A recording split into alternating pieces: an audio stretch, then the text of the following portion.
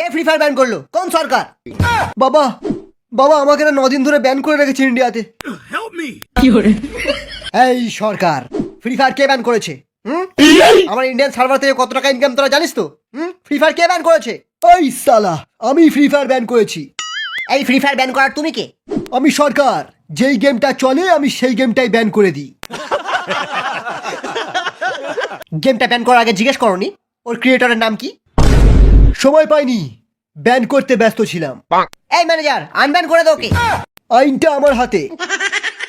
এনে টাকা, তাড়াতাড়ি আনব্যান কর। কি প্রমাণ যে ফ্রি ফায়ারের চায়নার সঙ্গে কোনো লিংক নেই? এই তোমার সাহস হলো কি করে বলো তো আমাকে এরকম বলা? আমার খাবে, আমারই পড়বে, আবার আমার গেমকে ব্যান করবে?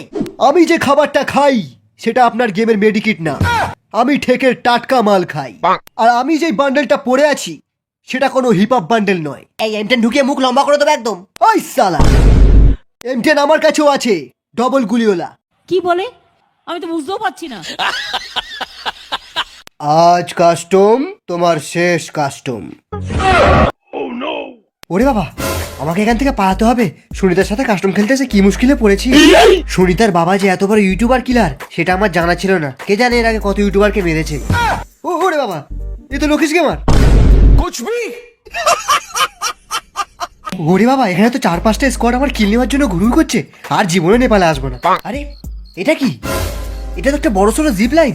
এবার মিল থেকে পালাবো বাবা, পালা পচা। আরে জিপ লাইনটার আবার কি হলো? যা, আরে এই যা, এই যা, কেন যা। জিপ লাইনে আটকে গিয়েছি, কি হবে? ওই আমি কিলটা নেবো। না আমি নেবো, আমি কিল নেবো।